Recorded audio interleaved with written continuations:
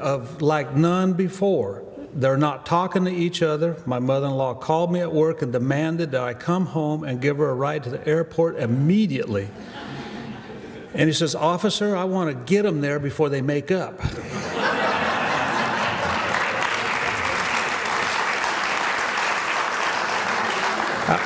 He did say, "I'm going to give you a warning and I'll give you a police escort." At the meeting in Santa Clara, I told a little bit of my past history, and it was difficult because I've not felt good about it. I was a young farmer, started to work doing a lot of commercial farm work for people that we did the kind of work that they wanted done, and they rewarded us. I got to be friends with some of them, and when one family, one of the brothers, Shannon brothers, passed away, the heirs, I was able, they made it possible for me to buy part of that. I had no other family in farming, but I loved working in the dirt. I loved working outside, cold, wind, rain. That's my kind of life. I like it. And we bought part of this property in 1987. We mortgaged. We put a lot of money down on the property, leveraged our business. And we farmed that ground, well, and then in 1992, they brought this up, the CVPIA, which was supported by the Bay Area folks and George Miller and let's just say the liberals. Well, we were in the middle in 1992, about halfway through our water contracts on the property that we had. They rescinded the water contracts and took half the water away. In 92, it didn't take 2 weeks. And the bank called me up. "What's up?" He said, "Well, your equity position is, we need to take a look at it." I said, "Why was that?" "Well, land with half the water is not worth as much. And so the several $100,000 that you put down back in 1987, that equity's gone. We need more collateral." I said, "Well, what do you mean?" "Well, you know, like your house, all your equipment, anything else that you got free and clear, we are going to tie it up." Okay.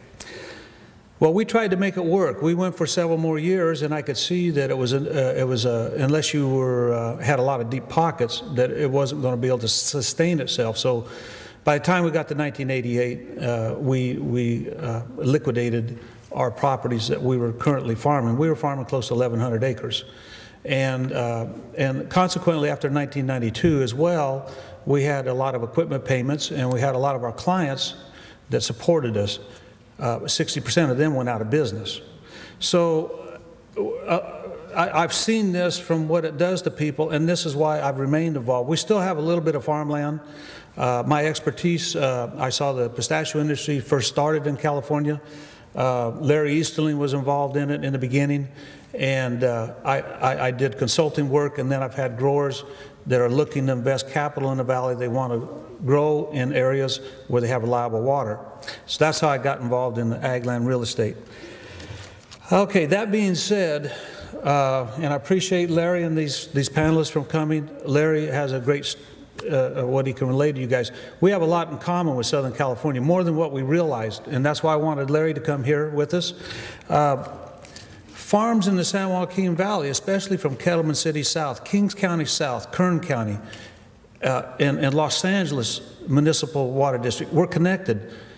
All of us are paying for 100% of the water that we're contracted to get, whether we get any. We could get 0, we get 10%. We are still paying full cost of our obligations. That full cost of us is running us about $600 per acre for every piece of land. It's on your tax roll. You pay it, or they foreclose on your property. You pay it if you get 0 water. And like for Larry, when he's at a 30% water allocation, that means that his water, that initial amount, is costing him about $1,200 per acre. Folks, you can extrapolate it out. They're not going to stay in business very long. We're going to lose people like Larry and other people who have brought capital to this great state to plant pistachio orchards, plant citrus, plant almonds. We got plants up there. We are doing value added. We're producing products that are roasted, processed, and shipped around the world. We produce over 90% of the U.S. almonds and over 90% of the U.S. pistachios in the Central Valley. It's remarkable what we've done. but I'm seeing it dozed out. We got clients out there that are dozing out thousands of acres of almonds again this year. What we have in common is, I tell you, where we stayed this morning, we had a waiter, Lino Cabrera, at the Doubletree Inn, explained to him that we're here because we're dealing with a water crisis. We're paying for water we're not getting, and we're going broke. I always have wondered, okay, well, what's your water costing you down here?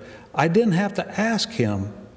He elaborated. He says, yeah. I says, us too. He says, 3 years ago, we were paying $45, $50 a month, $145. So that means he's paying $100 extra every 2 months, $50 a month. Now, I'm a little bit familiar with Metropolitan Water District serves 19 million people in Southern California. Typically, there's basically four residents per household. And so you'd have probably 5 million households, let's say, if they had 4 per household. What that means is that $50 a month is, by each customer, you're talking $250 million a month, folks, extra that you're paying for water because you're not getting it. Now, you take $250 million a month times 12 months, that's $3 billion of discretionary income that's being robbed out of your local economy in Southern California. Now, tell me that that wouldn't help Southern California. We are being robbed blind. The Central Valley, we're suffering the same. We've never taken the time to add it up. And when it struck me this last week, I tried to get the data, but I didn't get accurate enough data of how many acre-feet of water Metropolitan is contracted to purchase. But as you receive less water, the cost of what water you get goes up, and they've been increasing your water rates almost on an annual basis. And Metropolitan Water District just announced here a week ago that your rate's going to go up again another 15%. More discretionary income gone from Southern California. You know what? I have a little bit of a PowerPoint. If I can figure out, Right if I just keep. Let me show you. Okay. This arrow right there. That's me? Yeah. Okay. What I'm referring to this to is a Congress-created water crisis. Oop, there we go. This is one that talks about in Los Angeles, you know, because when your economy is less, you're creating less taxable revenues to the city. They're plummeting. They announced they're going to have to lay off 700 people. We just had a tomato processing firm in our area out of the city of Fireball announced last week, because of the lack of reliable water supplies, they sent notice to 262 people. This one facility. There's 262 people going to be without a 401k plan, without insurance.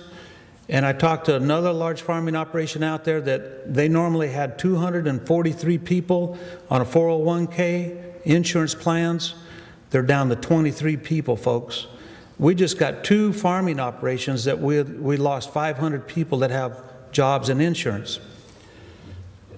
And this is a reflection of it's happening there, it's happening in Los Angeles. This article appeared in our newspapers. I don't know how big of a headline it made down here, but this is announcing too that you're going to have a 15% increase in your water prices.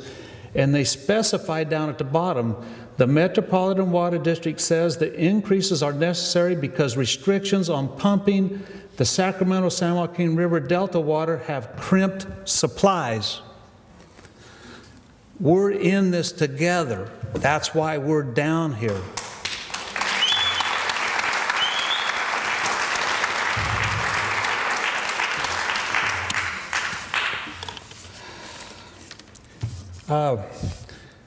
I've got 4 key